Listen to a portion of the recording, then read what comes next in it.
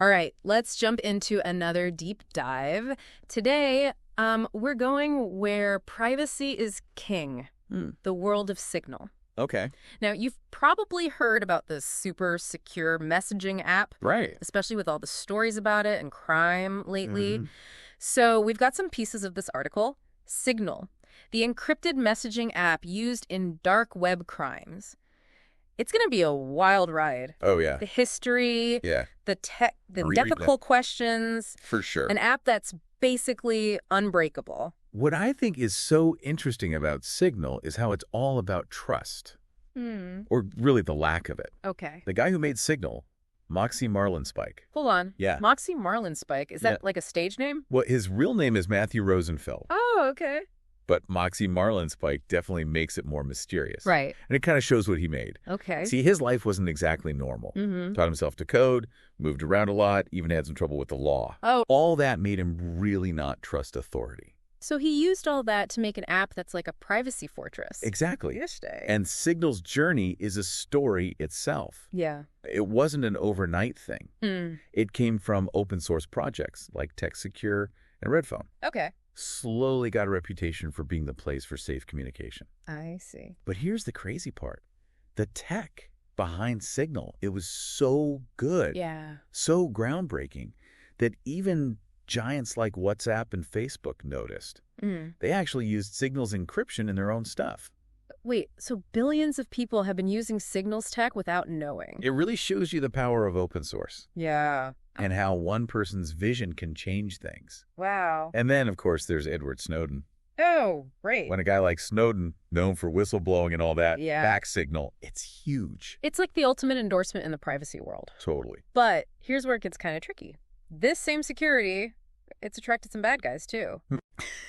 The article talks about robberies in Japan, all planned through these dark web part-time jobs. Wow. Guess what they used to communicate? What? Signal. So this is where the problem is. The two sides of total privacy. Yeah. How do we balance secure communication for journalists, activists, people in tough spots, with the risk that criminals will use it too? It's like walking a tightrope. Right. Absolutely. And to make it even more complicated, there's the Signal Foundation, Right. a nonprofit started by Marlinspike, and get this, Brian Acton. Oh, that's interesting. Yeah. Acton, the WhatsApp co-founder, he left Facebook, you guessed it, over privacy concerns. Oh, wow. So him teaming up with Marlinspike for the Signal Foundation, Yeah. it really says something about how much they want to protect user data. So they're going all in on privacy, even more than before. They're not messing around. Okay. End-to-end encryption is just the start. They delete metadata automatically. It's like erasing your digital trail completely. So no one can track communication. Not even Signal. Wow. Now, this might sound great for privacy, but it's made some people in law enforcement nervous. Yeah, I can see that. The article says, some government people think this secrecy goes too far. What do they mean too far? Well, they say it makes investigations harder. Ah, I see. It could protect criminal activity from being found out. Okay. They think there should be some compromise, some way for law enforcement to get in to keep people safe. So it's this clash between privacy and security. Right. And Signal's right in the middle, this unbreakable fortress, pushing the limits of what's possible. And it's not just talk. Yeah. This article throws in a real twist. Okay. The FBI got Signal messages as evidence in the January 6th Capitol attack investigation. Hold on. Yeah. How is that even possible? I thought Signal made it impossible to get that data. Right. Yeah? That's the big question. It is. The article doesn't say how the FBI did it, but it definitely changes how we see Signal security. Yeah. It makes you think maybe there are weaknesses, ways to get around it, And even if they're really hard to find. This is where it gets really interesting. Like a digital mystery. Totally. A hidden flaw. A secret backdoor? Or did they find the information a totally different way?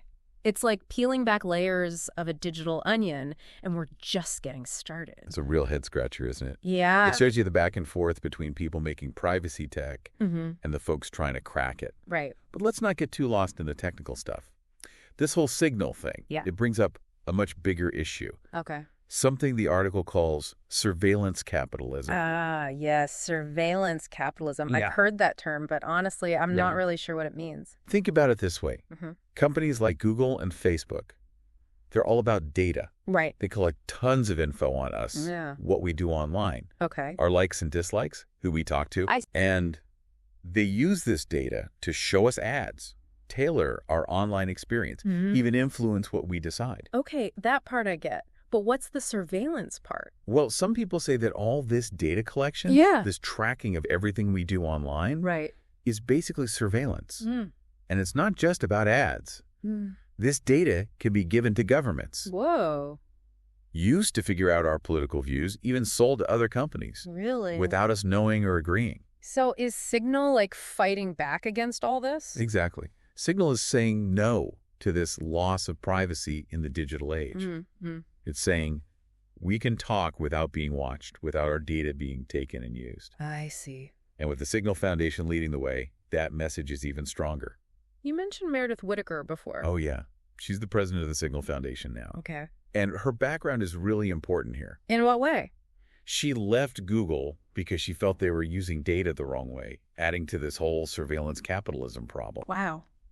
So her joining Signal, it's a big statement. Yeah. It's like she's saying, we need another option, a place where privacy comes first. So Signal's not just about secure messaging. It's about changing how we think about data, privacy, and control in the digital world. Exactly. Yeah. And that's what makes it so interesting, so controversial, and honestly so important.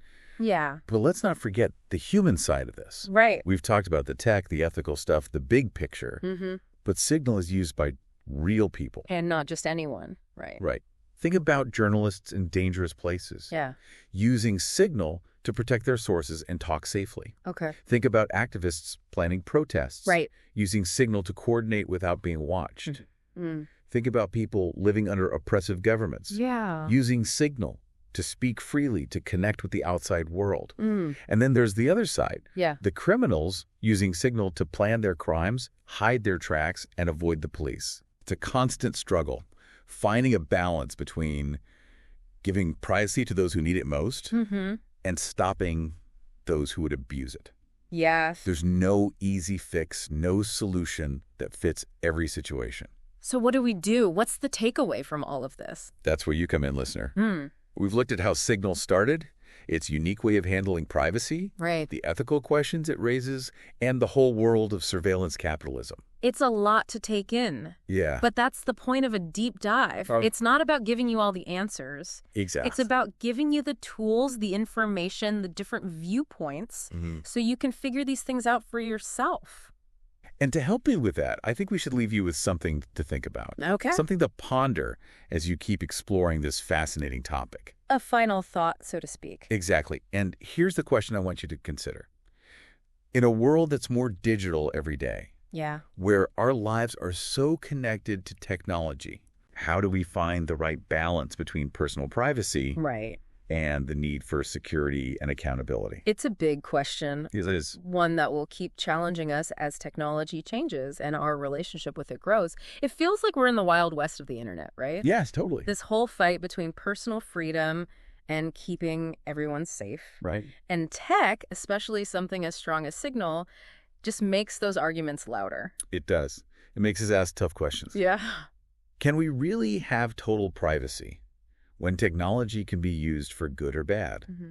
Or do we have to give up some privacy, let someone watch a little Yeah. to keep society safe? It's like a puzzle we can't solve, isn't it? Definitely. The very thing that makes Signal so appealing to privacy folks, it's unbreakable encryption. Right. That's what worries people focused on security and law enforcement. Exactly. That's the core of the issue. Both sides have good points. Yeah. Finding a solution that balances individual rights with keeping people safe and accountable. Right. It's really tough. This article we've been talking about, it doesn't give easy answers, but it definitely shows how complicated this is. It's given me a lot to think about. Yeah. And I bet our listener is feeling the same way. I'm sure. So as we wrap up our look at Signal and this world of privacy, what's one last thought we can leave them with? Sure. Something to chew on as they go about their day. I think the most important question, the one that goes beyond just Signal, is Yeah. this.